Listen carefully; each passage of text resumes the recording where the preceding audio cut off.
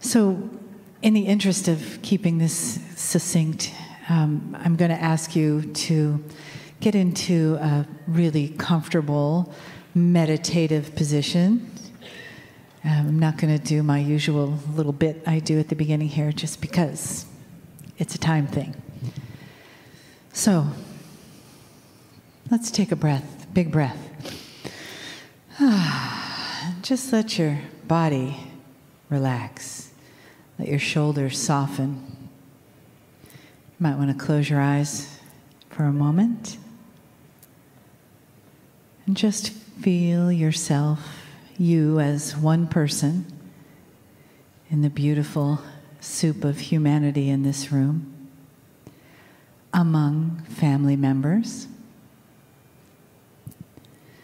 And just let the softness of your breath continue to relax your body. Continue to bring you more and more present into the information of the now.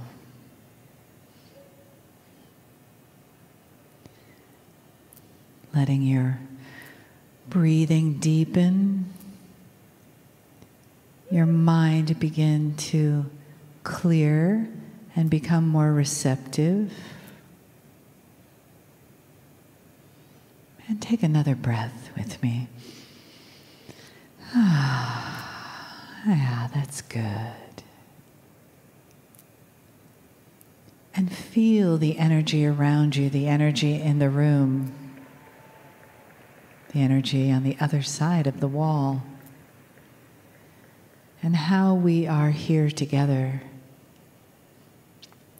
in the love and support of each other, in the love and the support of the entourage.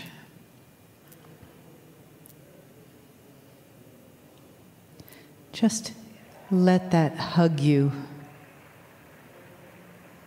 with gentle, supportive arms. Let it touch you in the heart.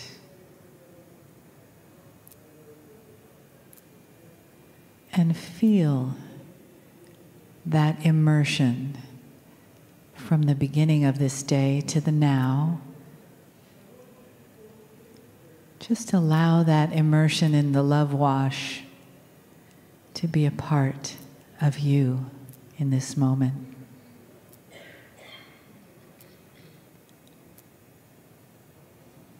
Your own heart and your own breath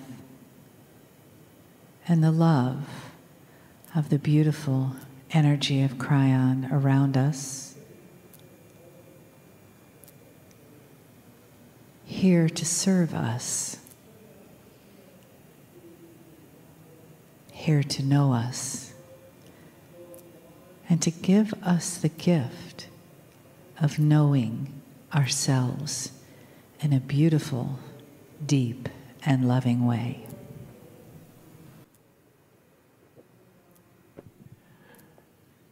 Greetings, dear ones. I'm Kryon of Magnetic Service.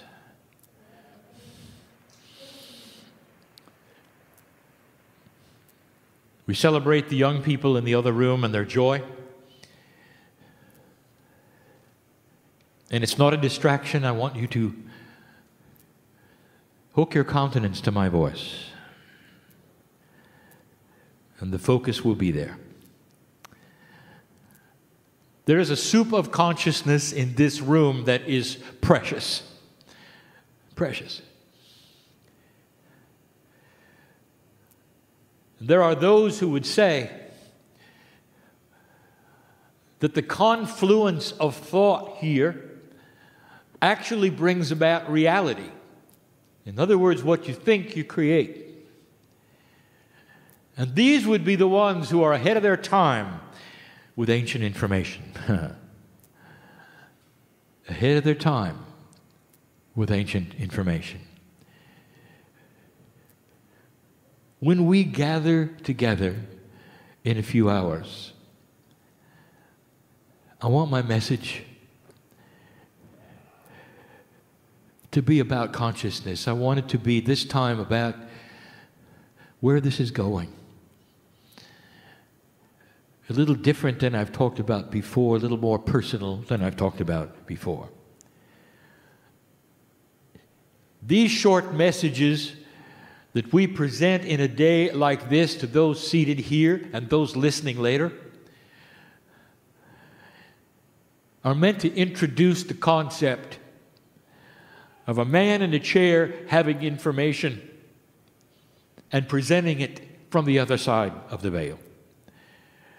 And there are always those who would sit for the first time who have never experienced it in person or perhaps ever at all. Tonight, in a few hours, we would like to talk about that very fact. How is it affecting you now? And you'll say, well, it's not affecting me. You see, I know who's here. Everyone who is here, dear ones, has a soul which is forever. There are no ones who are singled out that say your soul is higher or lower than another. All of you are from my side of the veil. I am your sister. I am your brother. You are my family. And the veil holds this from you.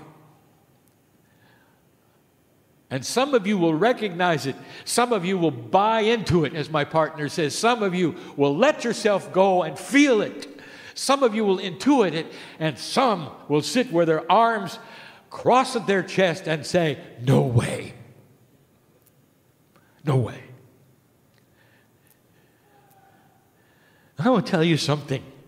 And at the end of the day, and I'm talking about the day of your life, and when your last breath is taken, and when you come through that place, which you have been through so many times before, and start to hear the music and see the light, and things start to resolve themselves, and within 3 Earth days you're back with me, we're going to have a party, and there will be no hands across the chest. Full realization. There is no judgment of your unbelief or your belief. There is only beautiful information and love pushed through this source in this chair to you, saying, I am here, and you have an invitation to remember it. And as consciousness change on this planet, there's going to be a lot more remembering. The invitation is for you to remember it, to authorize it, to see it, to discern it's correct and real, and participate. Or not. Or not.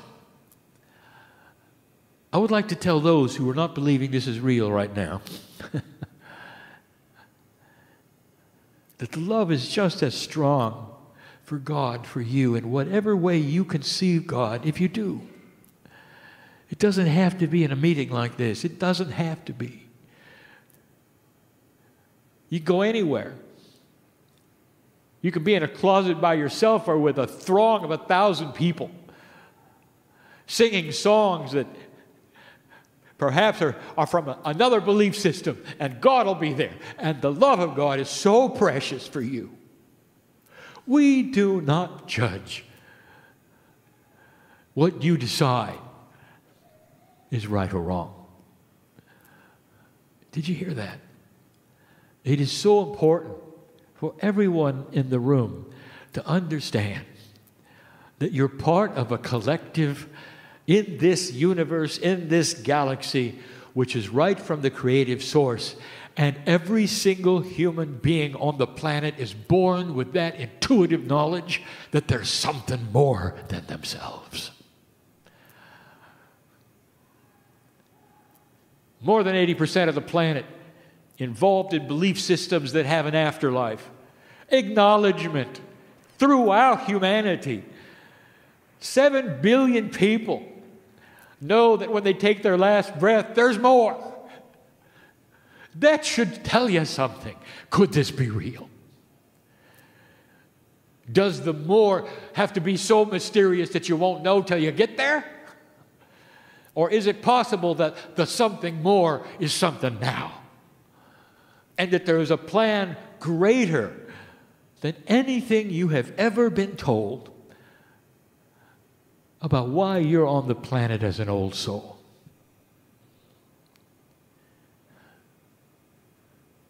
There's an irony in the room, and those who would not believe that this is real are quite often the oldest of souls. They've been there and they've done that, and there's a form, a consciousness I'll call spiritual senility that's decided it's not for them. Been there, done that. And it gets in the way.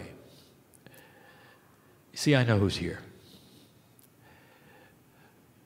Everyone in this room is precious. The consciousness in the room is precious. If you're one who does not believe this is real, could I ask a favor? Would you at least drop the barrier today and celebrate love? Could you celebrate something you don't believe in, but celebrate what you do believe in? What brought you to the chair? Is there a possibility there's something more? Could you celebrate there's something more without knowing what that something is? If it doesn't fit into your paradigm, we'll talk about that tonight. If it doesn't fit into your paradigm of belief, does that mean it isn't right? Could you make that adjustment and relax enough to be part of the family? It'll help the room. It'll help the one next to you. I think that's why you came.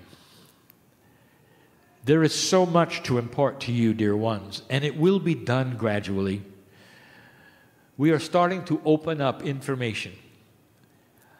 Things that perhaps are different than you've been taught. Things perhaps that are going to make more common sense than before. It's important not that you believe a certain way, but that you understand that there's a plan and you're part of a family. The family is the ones on the planet who have come here by choice, all of you, to make a difference if you want to when you get here. Beauty of all of this is it depends upon the free choice of the human being, and it requires the intellect of the mind as well as the synapse of the brain and the intuitiveness of the innate. All of those which are inside of the human being's DNA to come forward. But the thing that is starting to happen now, and with this I will close, is that this energy that is starting to open up the way it is now is starting to pull upon your Akashic record. And it's pulling in ways that you don't expect. And it's causing anxiety where there should be no anxiety. And some of you are in the room and know exactly what I'm talking about. Why am I so anxious? What is going to happen? Why now? And I'll tell you, it's time to stand or sit or kneel or worship any way you want to and celebrate the family. Because that's what you're feeling. There's more here than you think. And it all centers around you. Not the man on the stage, not world events, not the war that is happening in Israel. Because consciousness is bigger than all of that. If you're part of the family and that is your intent, you are immediately hooked in a confluence of energy to all of the other family members as one mind, one spiritual mind that can change everything. Your tolerance level for the things that are happening on the planet is one. And what you pass to the young people, what they will accept, and it's already beginning. And my partner will speak of that soon. These are changing times. We close with the statement we have made before. There's no turning back. Those of you waiting for normal to return, you'll have a long wait. For normal is shifting. And normal will no longer be static. You normally say, this is the way things are. And that box closes up and you live your lifetime the way things are. And we have told you that the box is going to disintegrate. And instead of having the way things are, it'll be the way things are today. Because tomorrow will be another way things are. And that will be the way of a dynamic earth, a changing consciousness where the boxes start to break down. And you are willing to have change every day. To such an extent that you will wake up in the morning and say, if it doesn't change today, I will be disappointed. You will see it as gold. You will see the change being something that you look forward to, and that becomes the normal. Now, that is a new kind of consciousness. That is a shift of the way human beings think. That's what's coming. You see, even next door, they agree. And so it is.